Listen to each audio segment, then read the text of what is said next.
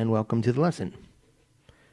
This lesson is about playing any mode, anytime, anywhere on the fretboard, and to show you what you can accomplish by building a graph and taking a little time to study it, working with it, and using it to make music fun, and what it will basically teach you to do on the fretboard. So I'm going to have, what I have here is a backing track hooked up I can play to, and I looked for one on YouTube, and what I looked for was I named one of the modes. I said, for this example today, I chose a creative mode called mixolydian. So I typed in mixolydian backing track on YouTube, and this is what you should do to practice this. Type in a backing track, and then look what's available. They got a G major one, there's a C major one right off the bat. And I'm going to show you both of those, how you can play in one and then play in the other. And show you that all you're really doing is playing the major scale that you've discovered all across the fretboard and using your ear to create melodies, and the rest of the situation, making it, you don't have to do anything else special to make it this magical mixolydian sound. That happens by itself.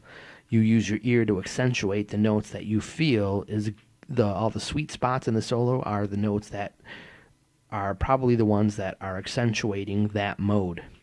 So, the first thing I need to know to do this before I hit play on a G major mixolydian mode, where just the G, you don't have to know that, just a G mixolydian mode, is this, that I'm going to use the pentatonic scale. I'm going to mount, if I mount the pentatonic scale in either one of two places, major or minor, the same shape, just mount it major or mount it minor. Let's talk about how to do that really quick. Here we have your pentatonic box, 5 notes, 1, 1, 4, 1, 3, 1, 3, 1, 3, 1, 4, 1, 4. Let's hear it.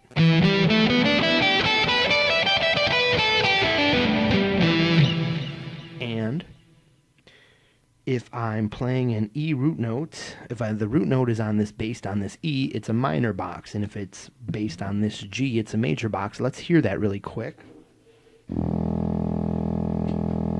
Here's an E note.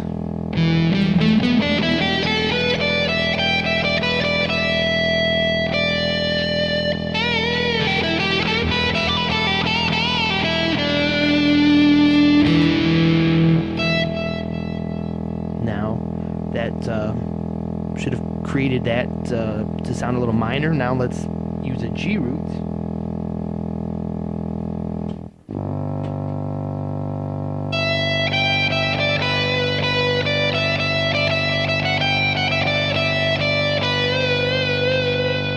Added some notes in there because the melody to some Emerson, Lake and Palmer solo just popped into my head.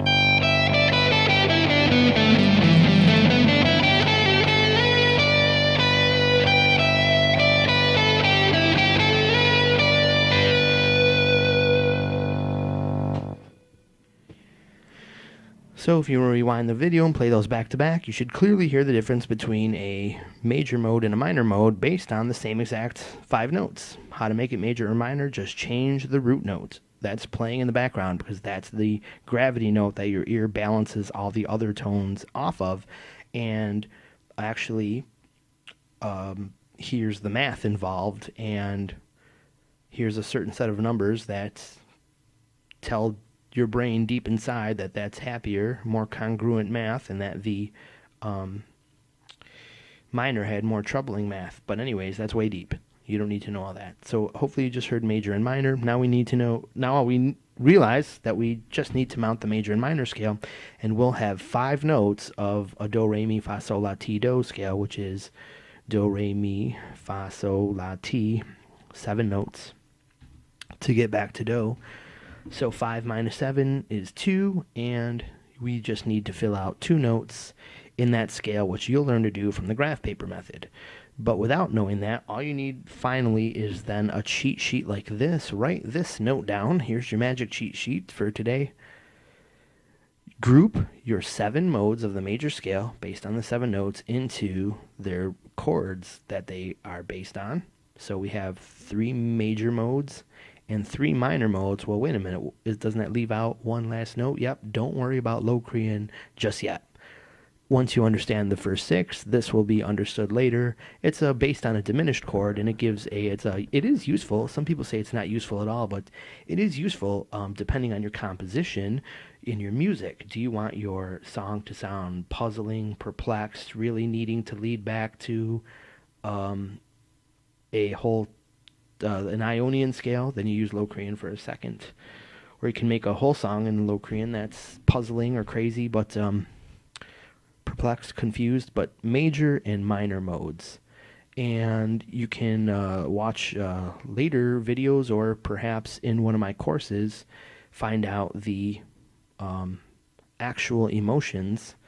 How much stronger is Lydian than Mixolydian, or is Mixolydian stronger than Ionian, and is Dorian the one you want, or is Phrygian the one that makes a bittersweet song, or is that Aeolian, or is that Dorian? Which one?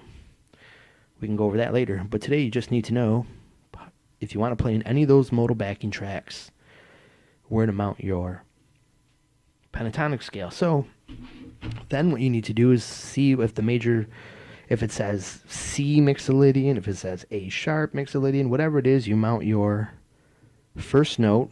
You know all the notes on your E string, and you'll know exactly where to put any of these pentatonic shapes. So since we're using a G,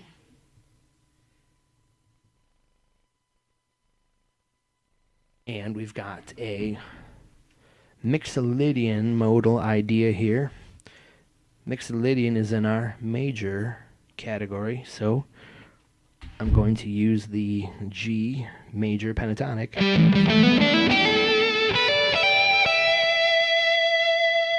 Now I can fill in the other 2 notes into this pentatonic into 3 distinct patterns. The question is, which one do I use? That's what you'll learn using the graph paper method, found in a Udemy course you can pay for, and maybe someday I'll be good enough to set a link up in the video or something like that, but this is new to me. Udemy is new to me, and I'll just making a free video here to get started, so we'll see how this rolls. Here is a G mixolydian backing track.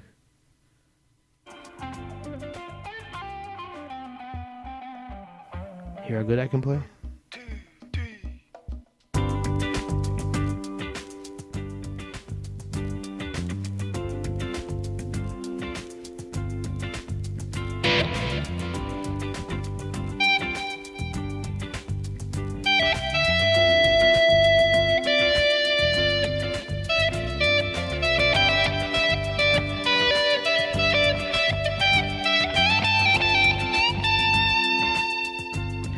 So if you're just picking up your guitar and your friends were jamming this and they were happening to say, well, it's in G, keyboardist said it's in mixolydian, or you could just hear it was in mixolydian, then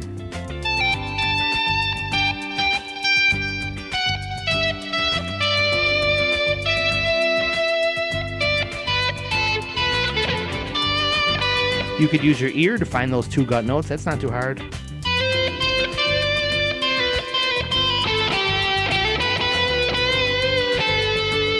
I kind of like that note better than this note.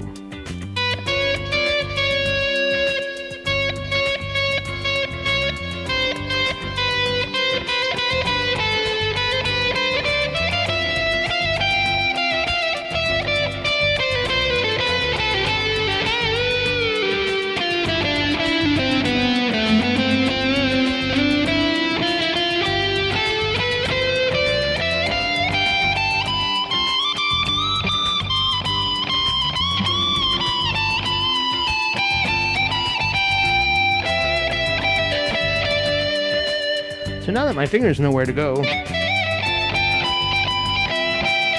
I use my brain to say I want it to go higher.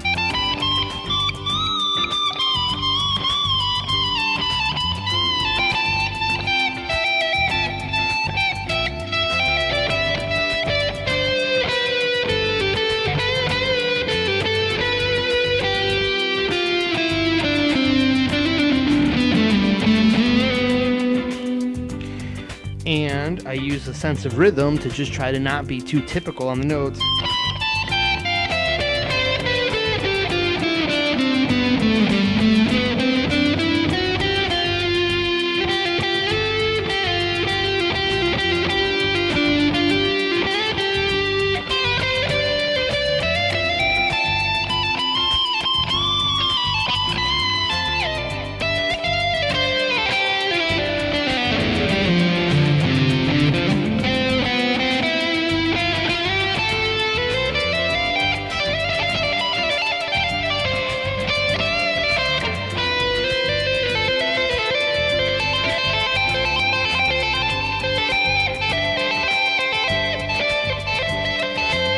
And I was just experimenting there. I thought, hey, look, I know I got a note there, and I know that means I got a note here.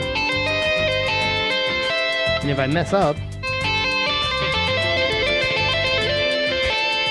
I know that I got a good note, one note up from the bad note I just hit, which I did.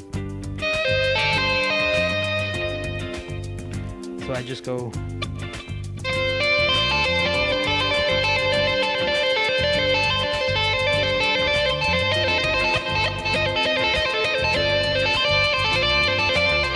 And then I just incorporated it into the lick by just going up there to just try to like hit it till you couldn't stand it anymore, and went right back into the good note to build some tension and then release.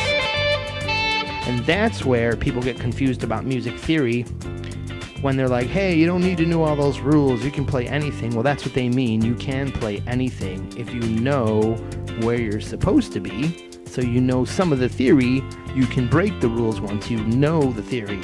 Then every note just simply becomes a flavor.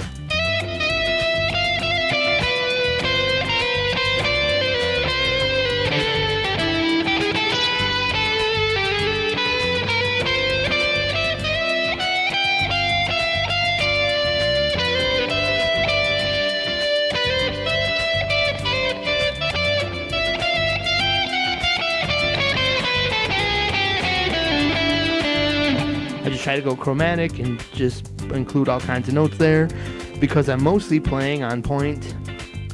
That's when you can hit that's when you get a little more freedom to hit a bad note. And now you realize how people start to get really freed up on the fretboard. So let's move down the fretboard a bit here. I haven't showed you much of that.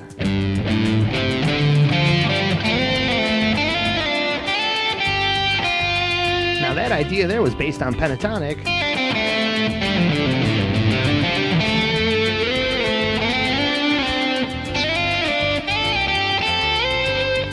I don't have to know the theory, I just knew that the boxes fit.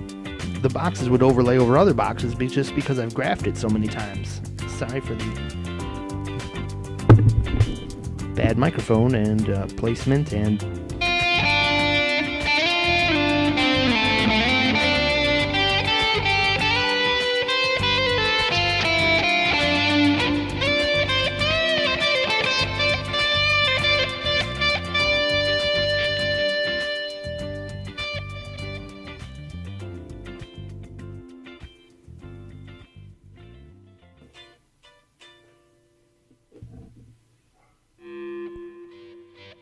Even the puppy next door likes it. Probably not. Anyways, so that's the gist of this video here, just to show you... Okay, great. Now here comes an E mixolydian jam track, so let's change up to E mixolydian just to show you. I'm basically taking the same formula I used to play in G mixolydian, just basically moving it down. So I'm in E mixolydian, so I need to put my E, basically sliding my pentatonic box down 1, 2, 3, because E mixolydian is major, so we'll put our pentatonic on E, make it major.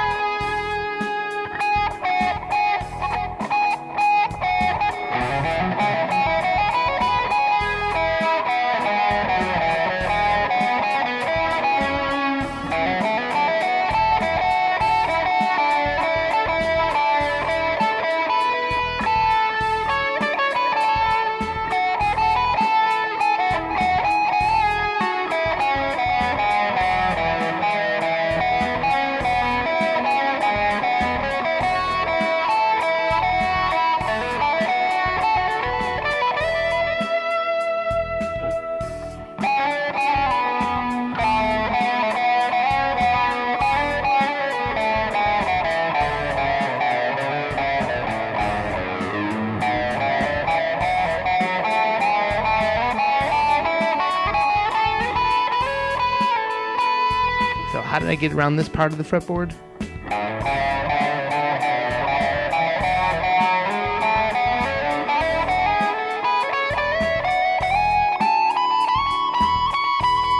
And how did I just go from there, kind of diagonally right through, right to there without missing a beat?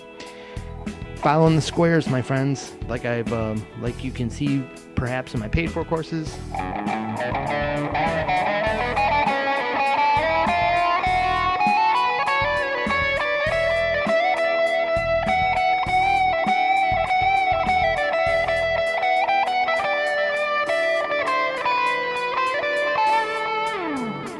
Got a little out of control there, but anyways, there's the gist of it.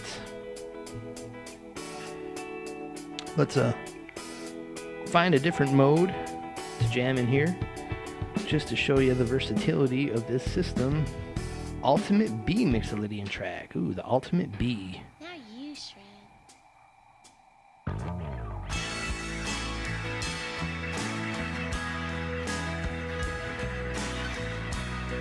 B mixolydian would be, here's a B note.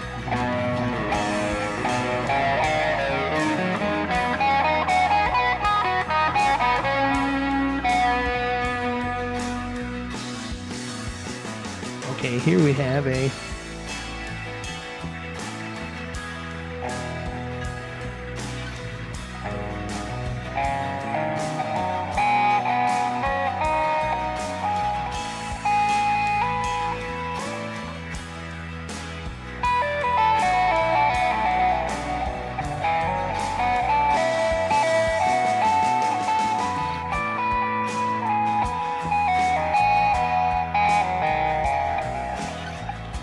wow, this one's horrible. This is not even close to B mixolydian.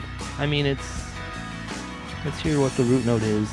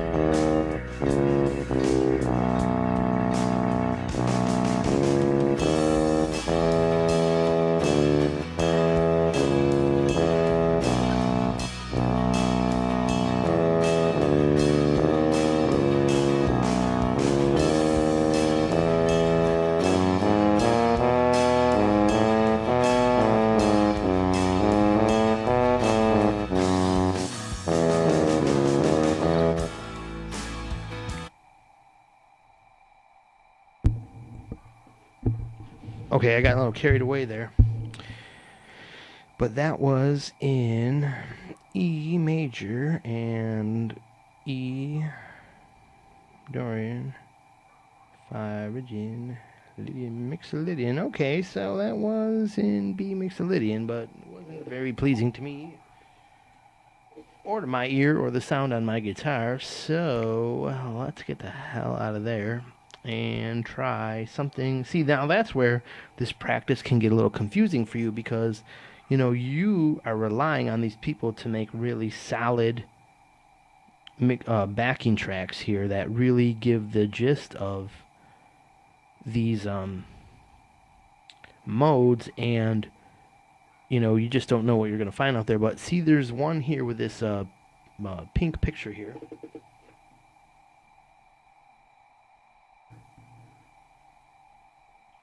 If you see those videos, trust those ones. Those seem to be very solidly in the mode that they're suggesting.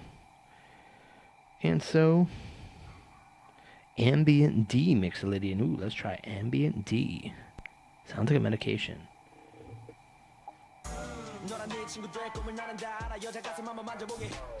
Sounds like a commercial.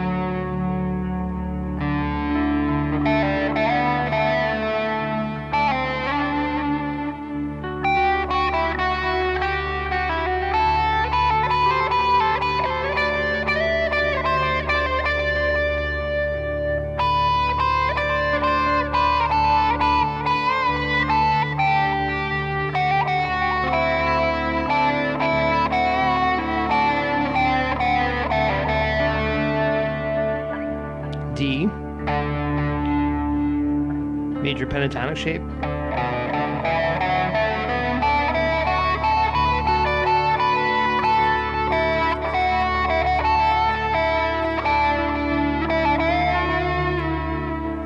As you can see, they all ring out nice with the scale, with a backing track.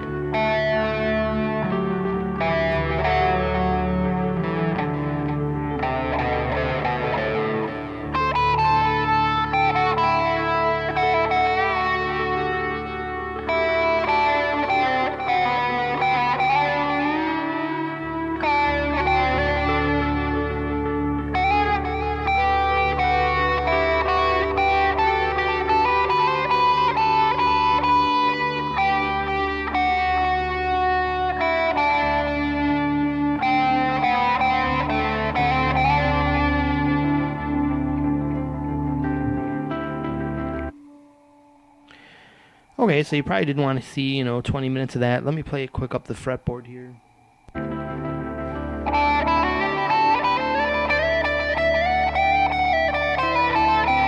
I know I'm in my aeolian box here. And back to my Dorian shape here.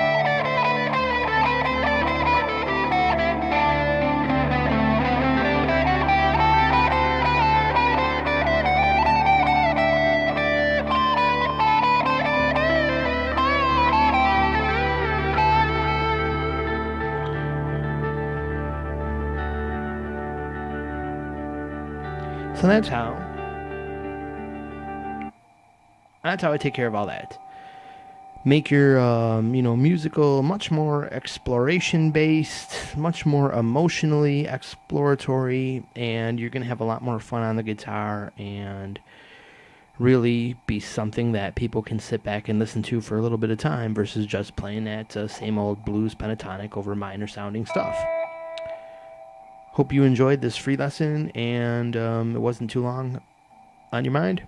Here at 25 minutes, and have a wonderful day.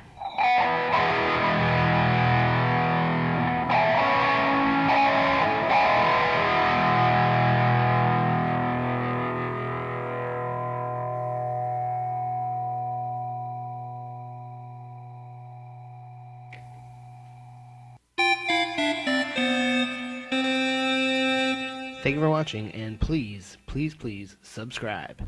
Have a great day.